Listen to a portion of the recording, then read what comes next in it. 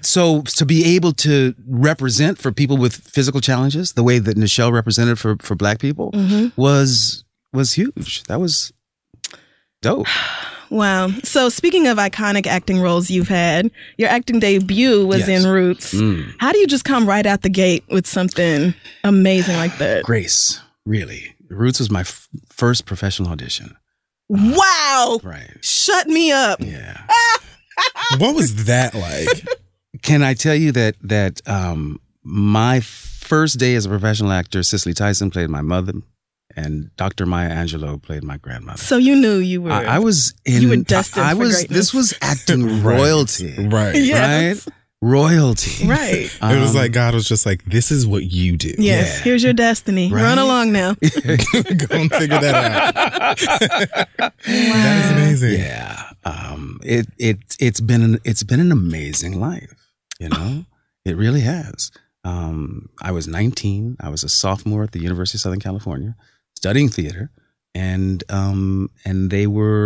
they had gone from L.A. casting for the role to Chicago to New York, and had come back, and they just hadn't found the actor that they were looking for, and so they started beating the bushes. They called the drama schools at UCLA and I think at Cal Arts and USC, and I was in the right place at the right time. There were three of us, three young Black men in the drama department. Three of us. At USC, right? Odds are pretty good. Wow. And we all three went, and I got a call back and kept getting called back. And March 27th, 1976, I was screen tested, and months later, it took a long time for them to. Nobody at the network wanted to acknowledge and put their ass on the line and cast the kid who had never been in front of a camera before. Right. Yeah, so it took a minute for them to all get behind that decision, and in May of '76, we went to Savannah. We went to Georgia. Wow. Yeah. That is when my mother graduated from high school. Stop. Yeah, she graduated in 76. 76? Yeah, so just you saying May of 76, I'm thinking, wow, LeVar Burton was like getting ready to film Roots and my mama was graduating from high school, and I don't know. I just made that connection. You're magical to me. So everything you say, I'm just sitting over here like, and more words. Please, so Kunta Kinte, what a character. Yeah. This was obviously before the days of the internet and instant feedback from all your fans. But was there any tension, I guess, or how were you received by Black audiences versus white ones? I'll be honest with you. It took a minute. Yeah. For Black people to, not all Black people, but it took a minute for some Black people to get with Kunta. There is a phenomenon in the Black community,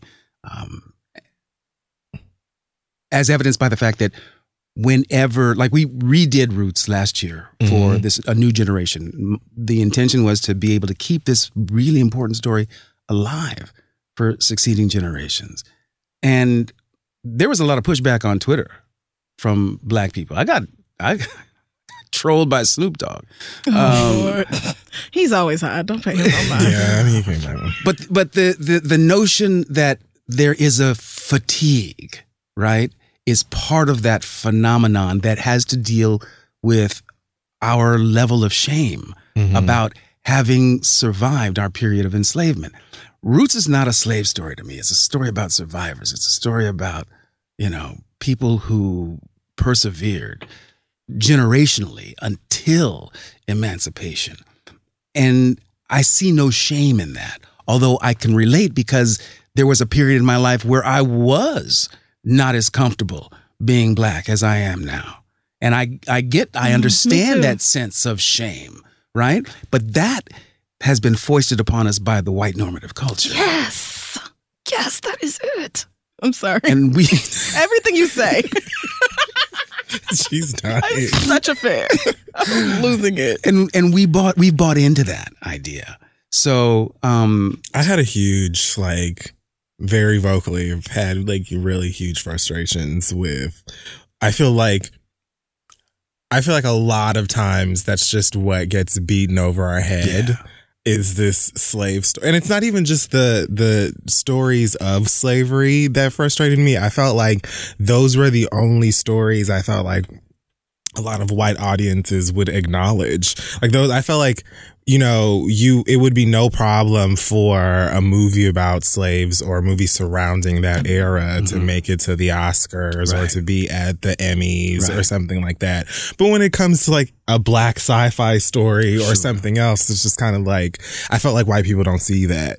So I think a lot of my frustration is just with like, so this is it to you? Like when it comes to us creating art for the cinema and stuff, all y'all ever seem to respond to is that we were slaves one time. And it almost felt like it was an opportunity for a lot of people to go and see these movies and be like, I've learned so much. I have a greater perspective of what you all have gone through now. Did you go and see The Birth of a Nation or whatever? Yeah. I'm just kind of I see like, what you're saying. I know I get what it. is going on. I get like, it. I know I get it. But you saying keeping the story alive for like, I do still, I agree that for younger people, they still do need to learn these things and hear this. Well, look, stuff. change is slow in taking place. You know, it's been 40 years now since Roots, and we are just now in an era of Ava DuVernay, of Black Panther on the cusp of coming out. You know what I'm saying? I mean, it's taken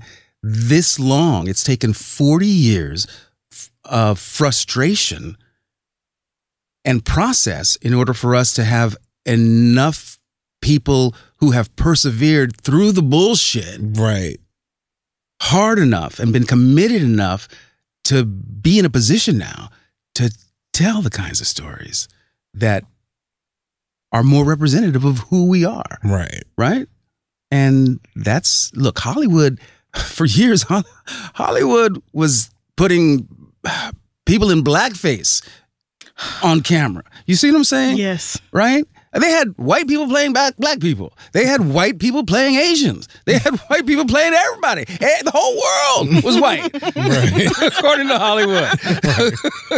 They still pretty much feel that way. Right? Yeah. So, given the history of the storytelling that comes out of that town, which is the storytelling that the whole planet consumes. Right. Yeah. 40 years in the span of an industry that is only 90 years old? Yeah, that makes sense. Yeah. Perspective. Yeah. Right? Very, very true. Right. You know, It's just experiencing the slow progress and like literally growing up and realizing from childhood to now, things have not shifted in the way that I would have thought they would. Right. But in a way, that statement is very humbling, because thinking about it outside of that, like, yeah, the industry isn't that old, and it's a slow process because there's still pushback, whether it's like blatant and just expressed freely, or it's like, we're gonna keep this under wraps, but we don't want you niggas doing X, Y, and Z. Like, so I guess in a way I just have to be kind of grateful that we had to have generation after generation of LeVar Burtons before we can have a Black Panther. Right. But it's just how like, excited are you for the Black Panther movie? Cannot wait. A Wrinkle in Time. I'm dying. So It's excited. going to be so excited. So excited. Are you into comic books too? Yeah, absolutely. Oh, okay. That's where you lose me, because I don't know too much about comic books. I only just learned how to pronounce Marvel like 8 months ago. Yeah, she said Marvel. Oh, really? Yeah. Well, that's the Black pronunciation. Thank you so much. Oh, I have been validated. Only Nobody can tell me who could shit. ever allow you to get away with that. Yes, y'all ain't saying shit else to me about Marvel. It's officially over.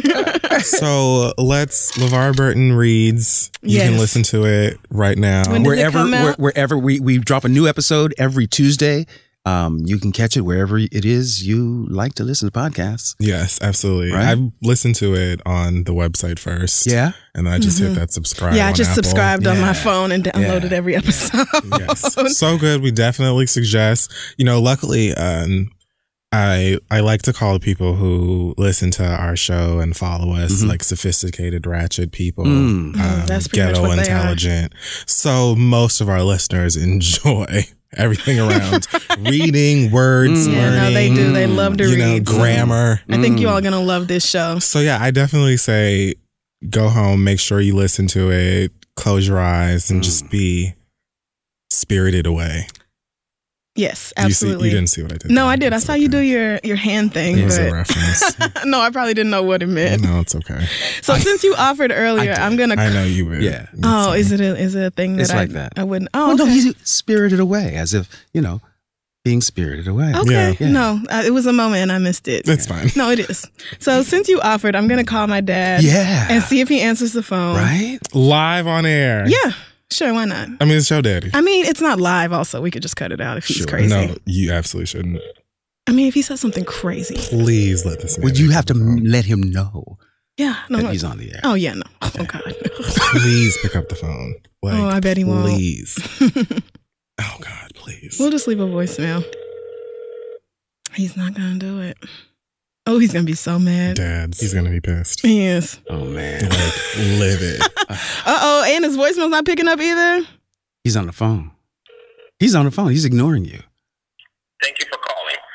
I am unable to answer your call at this time. However, if you would leave your name, number, and a detailed Your dad message, sounds so smart and I shall return your call organized. as soon as He possible. is. Yeah. Thank you. Hey, Daddy, it's me. So I'm recording my show today, and LeVar Burton is actually here in the studio with me. We were calling to say hi, but you didn't pick up the phone, so I guess you will probably just be sad about that forever that you missed it. But would you please say something to my dad? It's LeVar. Oh my God. Where are you? What are you doing? What is more important than picking up the phone when your daughter calls? I love this so much. So, really just wanted to give you a shout out. You are, according to your Yes, daughter, absolutely. an Uber fan. And I just wanted to take this opportunity to say I appreciate you. I really do. Oh, wow. He's gonna die. And to let you know that I am a fan of your work. Because she's something else. She really is. Oh, wow. She is something else. This is a great she day is in America. This is She's unbelievable. a fully realized human being. Wow. And y'all did good. Your daddy is gonna cry. I'm gonna cry. That's it. I appreciate you. Thank and you I'm a so fan. much for I'm a that. fan. Thank you. Peace. Kunta out. Okay, talk to you later. Love you. Bye. This is the best day ever. He is going to flip. Oh my God, he's I going to hope be he so cries. mad. Thank you so much again for that and for coming through to It's this show. such a pleasure, y'all. Yes, thank you so It was an you honor bring to meet you. joy into the world. You know that. Don't I you? believe it because you said it. It's Right. true. If you say it's so. True. It's true. You bring joy into the world, and there's not nearly enough of that these days. Well, thank you again. You guys make sure you subscribe and check out LeVar Burton Reads wherever you get your podcasts. Thank you so much again for coming, and we'll be back.